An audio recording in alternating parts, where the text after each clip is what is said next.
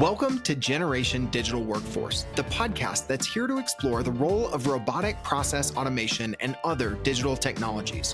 Whether you're just getting started or you're looking for advanced strategies and tactics, if you're curious about where human and digital workers are coming together to transform the future of work, then this podcast is for you. All right, let's get into the show. Hello, everyone. I'm Brad Hairston with Blue Prism. Today on the Generation Digital Workforce, I am very pleased to have as my guest two partners from McKinsey and Company, Rob Whiteman and Rohit Panikkar, both of whom are based in Chicago. I will be talking with Rob and Rohit about McKinsey's point of view on the imperatives for automation success, based in part on their 2020 global survey. Rob and Rohit, thank you for joining me today. Thank you for having us. We're Thanks, excited Brad. to join you. Glad to be here. So why don't we start with some introductions? Rob, why don't you go first and tell everyone about yourself? Hi, my name is Rob Whiteman. I'm a partner in Chicago, and I lead our digital service operations practice in North America. And for us, that includes everything from automation technologies, various digital technologies, and how you use those to redesign business processes. Hi, and I'm Rohit Panikkar. I'm also a partner in our Chicago office and part of the digital service operations practice. I spend most of my time looking at the technology aspects, and so right across the spectrum of robotic process automation tools and other technologies available that help out automate processes. Great. We're really glad to have both of you with me today. So McKinsey's second annual global survey on automation success was conducted just prior to the pandemic, from what I understand, and it addresses, such an important topic, specifically, how can companies who have invested in a digital workforce get more value out of it? Certainly a lot of organizations are focused on scaling their capability and kind of struggling to do so. So Rohit, how many companies participated in the survey and what types of individuals at those companies were involved? Sure, Brad. We had just under about 1,200 respondents from about 800 companies globally. And this is about the same set of participants we had a couple of years ago when we did the first edition of the Global Automation Survey. And so we had participants across both sort of more mature and developed markets in the US and Europe, as well as Asia Pacific and the Middle East. Most of our participants were C-level executives, about 70% of them, and our senior management. So I'd say sort of CEO -1, heads of automation programs, CIOs, and chief digital officers. So a pretty wide range there across the companies and industries. Very good. And what did your survey reveal about the use of automation across the market? I mean, were there any surprises, Rohit? Yeah, so overall, I think the main message was that, the percentage of companies adopting automation or who've started on the journey in some way was up from our last survey. So it's currently at about 2/3 of all respondents say that they've started the automation journey. That's that percentage. I think what we were surprised by a little bit is that it's pretty consistent across all markets. So even in Asia Pacific, you had some respondents. In fact, in Asia Pacific, you had about 72% of respondents saying they've started off on the automation journey. In Europe and North America, that was about 66%. And the pace at which they've actually scaled it seems like it's picking up a little bit quicker in Asia Pacific when we compare to results 2 years ago. One of the things which, of course, we should note here is that the survey was run early in January and February this year. So it was right before the onset of the pandemic and when people were forced to obviously work from home and increase adoption of digital tools. Got it. So Rob, let me ask you, what did the survey reveal, about specific industry segments? And are there some that are, significantly behind the others in their automation efforts? Yeah, it's what you really see is a spectrum of adoption across industries. The one thing that really does stand out is the difference in adoption within consumer-facing versus business-to-business or B2B industries. You see in the consumer side, about 75% of companies have started the journey, whereas it's just over 60% for the B2B companies. And the other thing that you see is really the adoption tends to be driven by the threat of disruption due to new digital business models. So if you look at financial services and insurance, a space that obviously because of InsurTech and some of the digital banking platforms that are out there, you see the adoption is much higher. Or if you look in some place like the technology companies that are just used to operating in a world with a lot of disruption, the adoption of automation technologies tends to be higher. So those are the things that tend to drive the industry segments that are a little bit further ahead of the curve. And let me just ask you a quick follow-up to that. Do you see those industries that are behind the others, do you see them picking up the pace in the near term? Yeah, there's certainly a fast follower trend where you see companies that really hadn't been anywhere on the journey a couple of years ago really starting that journey. With that said, there seems to be some benefit to those companies that got started earlier, that the learning curve that they're on, there are economies of kind of first mover advantage and economies of scale that come along with just adopting automation early and going through the learning pains early. Those companies seem to be continuing to advance. So the companies, like I mentioned, in the financial services space are opening up a bit of a gap on the companies that are slower to start. With that said, what seems to be the dominant trend here is just, automation has different relevance or different importance for different industries and where it fits into the overall strategic agenda. So, I think that the industries where it's just not as high on the strategic agenda, that's probably okay, at least in the interim. And, we would expect that to potentially change over time as it starts to move up on the C-suite's priority list. Makes sense. So, Rob, what automation technologies did the survey reveal that companies are utilizing the most? Yeah, so the technology that shows up most frequently are business process management and case management tools. And over half of companies are using those technologies. And, that's something that's been around for years. It's a pretty tried and tested technology. And it also just acts as an orchestration layer for a lot of other automation technologies. So that's the one that we see adopted the most. After that, the next most common is robotic process automation. 44% of companies in the survey had started out using robotic process automation and had some sort of pilots or scaled applications of RPA. Once you get outside of those first two, there's a tranche of things around optical character recognition, machine learning, as well as the whole process mining and process discovery tools. About a third of companies were adopting those. And then you have things like chatbots, natural language processing, cognitive engines that are, a little bit slower to have adoption, where fewer than a quarter of the companies in the survey had started adopting those technologies. And so what we see in terms of what companies are using, it tends to track pretty closely with just the maturity of technologies and, how long the solutions have been in the market and the degree to which the technologies have gotten better, faster, cheaper over time. The ecosystem of technologies that combine, to deliver intelligent automation really does seem to be exploding. Can you talk about this proliferation of, complementary technologies that automation platforms are leveraging to be able to solve more complex problems, Rob? Sure. So it can be a bit overwhelming. If you just look at the new platforms that are coming out and, the different ways that you can apply automation, it seems like, every 3 months or 6 months, the entire ecosystem has shifted. What we've done is, if you kind of take a step back and you look at the ecosystem overall, we think about it in a few different buckets.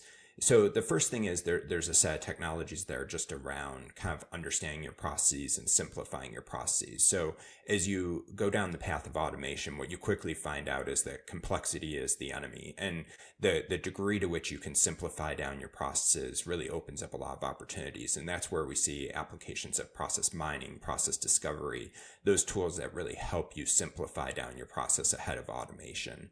The next class of technologies is what I'd put into a bucket of orchestration. So that's, I mentioned business process management tools. That's a good example of tools that you use to manage the handoffs between people and machines and all the different technologies that you need to automate a process.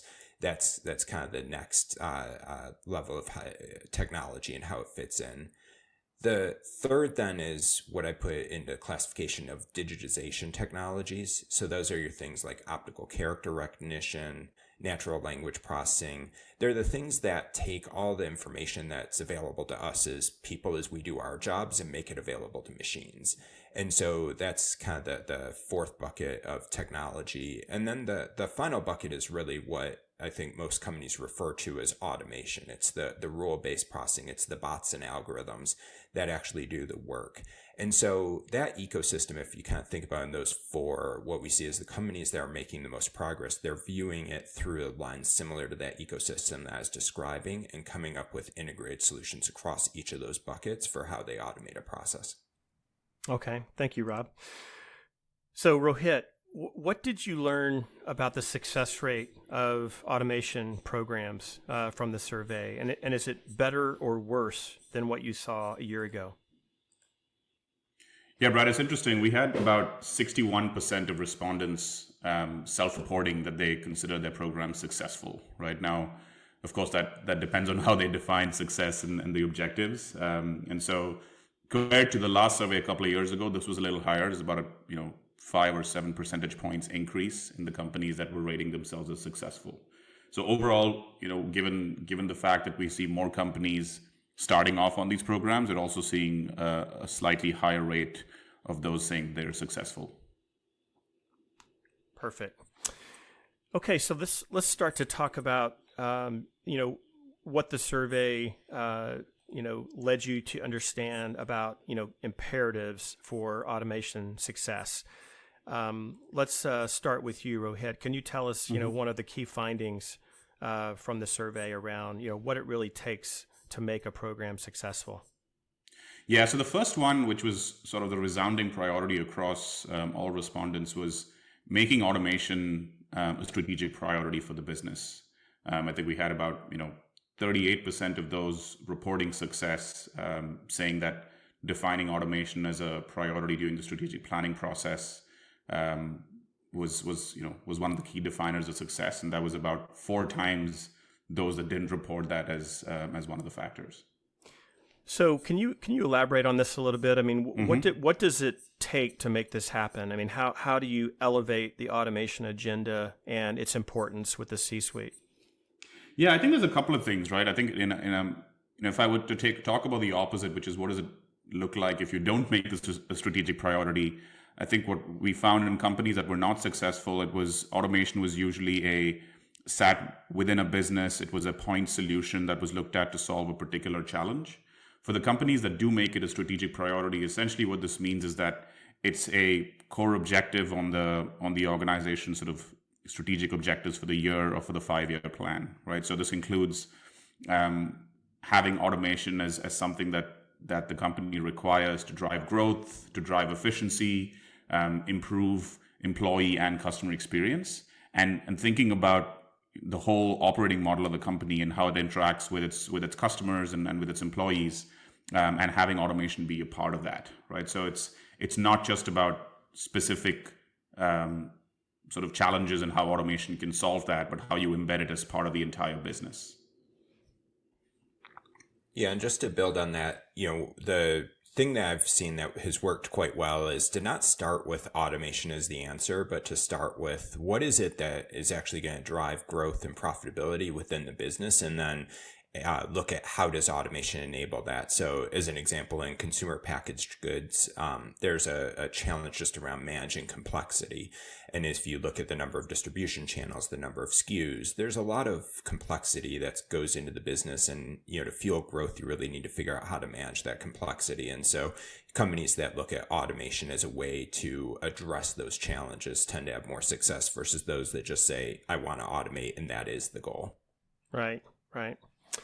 Okay, so Rob, Yeah. what's the next major imperative that you guys saw coming out of the survey? Yeah, the second one that we saw was really around focusing on people and not just the technology. And that takes a few different forms. One is around capability building. So just like Rohit was saying around the importance of elevating automation as a strategic priority, there's also a need to elevate addressing the skill gaps that exist in order to tackle automation. Just asking people within the organization to go adopt automation technologies without investing in any kind of thoughtful capability building program, things don't go anywhere unless you're willing to kind of build those new skills. And then along those same lines is around the people focus was how do you actually embed people and the knowledge that people bring to a process and the skills that people bring to a process in the future solution. If you go down the track of just trying to simply automate away the work, that doesn't tend to be a very successful recipe. What you need to do is think about what do the machines do well versus what do the people do well, and how does the future process design really make use of the relative strengths of each, and how do you integrate that into a solution and not have it be too disruptive. And then, final thing I just say around people is really involving the communications and HR functions. So often we see in organizations, automation becomes a priority for the technology organization. And there are all kinds of answers about how you solve the technology problem. But this is a big change management problem. And it's a big kind of challenge to help the organization and the culture evolve to a new way of working, and involving the HR and the communications group in the process and helping navigate the journey is an extremely important thing. Yeah, totally agree with your points about the cultural change, aspect of emerging technology, including adding a digital workforce. Definitely a cultural change aspect to that. And Brad, if I could add one thing, I think this ties back as well to the element of the strategic priority, right? Because I think in improving employee experience, this is also a part of giving employees in organizations the right tools to help them make their jobs easier, and spend even less time on tasks that they don't necessarily find the most value add to their own roles. And so making this a part of the toolkit that people have at their disposal to improve their experience, I think, is an important aspect. Yes, thank you for that addition. So what was the final kind of major imperative for automation success that the survey revealed? Rob?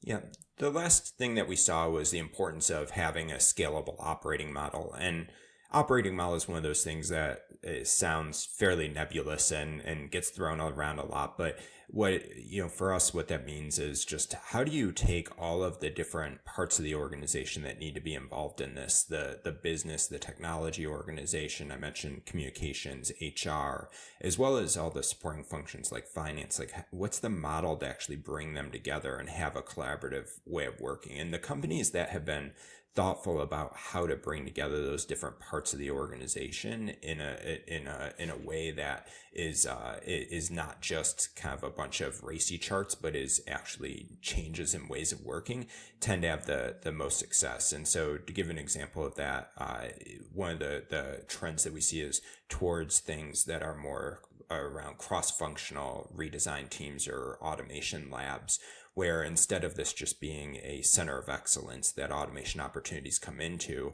what we're seeing is companies pull together teams that are focused on applying a range of technology and non-technology levers to redesign a process, and then drawing from the different capability pools around the organization. And so that model and the companies that figure out a scalable version of that's more of rinse and repeat. So every time I go to a new area, I'm not completely reinventing how I approach the problem. I'm coming at it with a consistent methodology.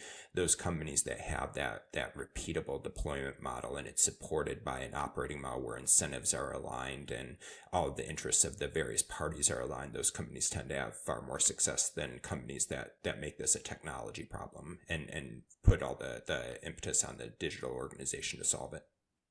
Excellent. So Rohit, what did the survey reveal about smaller companies and how they are doing in the automation arena compared to the larger companies?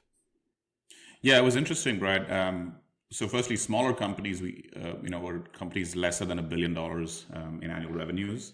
And I think to a large extent, a lot of the themes were common across the larger, or sort of the over 1 billion and the smaller companies. What was interesting though is that, a smaller percentage of companies with revenues less than $1 billion are actually starting off on automation programs, but they're seeing a higher level of success. So, 65% of companies, of smaller companies rather, were reporting a successful automation program, which was only about 55% at the larger organizations. And although even though this percentage is larger, a lot of the themes were similar, but there are a couple of unique factors at smaller companies. The first was that at smaller organizations, they tended to be looking across the entire business versus just a single business unit.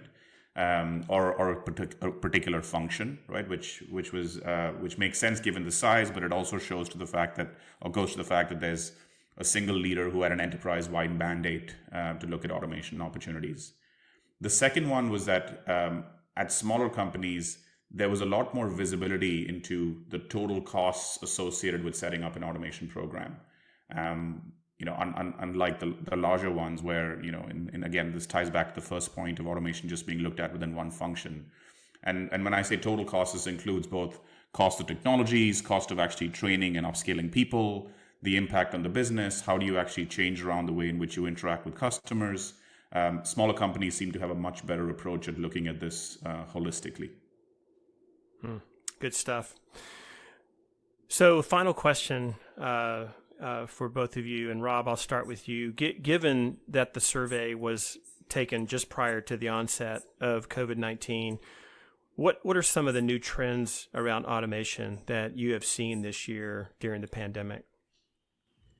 Yeah, I'd highlight a few things.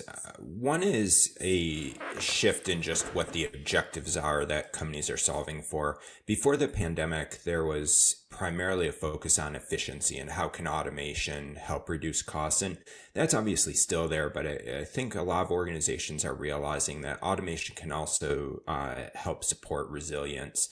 So if you look at in financial services, all the volume that came in around the PPP loans for the small business loans and how they were able to adapt to that influx of volume, the point around resilience and flexibility of operating model is starting to become much more top of mind for organizations, not just the efficiency of the base process. The other two things that I'm seeing are a desire to take a fresh look at automation in a more top-down way. I think what a lot of companies found was they had automation happening in pockets around the organization, but because it wasn't very well coordinated, they found that they were spending a lot on automation, but not necessarily seeing the results that they wanted. And so we're seeing some companies use this as an opportunity to take a bit of a step back, given the fact that now that they've addressed some of the near-term crises, they're using this as an opportunity to take a step back and relook at how much should we be spending on automation? Where should we be spending it? What do we actually need to do in a much more strategic way? So, this has really prompted companies to revisit or reboot some automation programs that were perhaps struggling a little bit. And then the last thing that I've seen is the intersection of automation with questions about the workforce model. And so with many of us, myself included, working from home recently, there's a question of if we move to a model where more people have flexible work arrangements, or we don't have as many people in an office, what are the implications for automation, and how can we use things like workforce analytics tools as well as digital platforms to automate processes that make this work from home model more sustainable? So even as we emerge from the pandemic, we can maintain some of the benefits around lifestyle flexibility and other things that despite all of the challenges that the world's faced, there are some things that companies I think are looking to hold on to in terms of what they've been able to do and achieve during this period. Great. Rohit, anything to add from your perspective? Yeah, just a couple of things, Brad. I think the first is in terms of the technologies, we talked earlier about how orchestration and sort of RPA were the two primary ones. I think a lot of the other technologies, for example, process mining and documentation tools, are seeing increased adoption in this time when your workforce is primarily remote or working from home. And part of that is you don't necessarily have everyone's folks sitting next to each other who can turn to someone and ask a question. And so this increases the necessity of having well-documented processes and a subject matter expert available on demand, or and so on. So that's I think one piece we're seeing. And the second one is, to Rob's point earlier, I think what's interesting is that most companies who had started this journey in one function or one area, this was almost the opposite problem, where the workforce was already distributed and forced to be remote, and then they had to figure out how to make that work more efficiently. And so they've had to come at the problem a slightly different way, which is making companies rethink a lot of the actual, not only just the way the work is done, but organizational constructs, reporting lines, all of that, which has been really interesting to see. Very, very good. Rob and Rohit, many thanks for your time today. I truly appreciate you both sharing your insights on this very important topic. The survey is terrific. I know many people are going to want to read it. It's available on the web. It's titled The Imperatives for Automation Success by McKinsey. So thank you again. So long for now, and be well. Thanks, Brad. Thanks for having us. You've been listening to Generation Digital Workforce. If you want to hear more about RPA, AI, and other cognitive technologies that are shaping the future of work, join us next time as we continue to go deeper on these topics with industry innovators and experts. To make sure you never miss a future episode, subscribe to the show in your favorite podcast player. And if you've liked what you heard today, please leave us a review. It's one of the best ways to help more people find valuable content. For show notes and more info, visit us at blueprism.com/podcast. Thank you so much for listening. Until next time.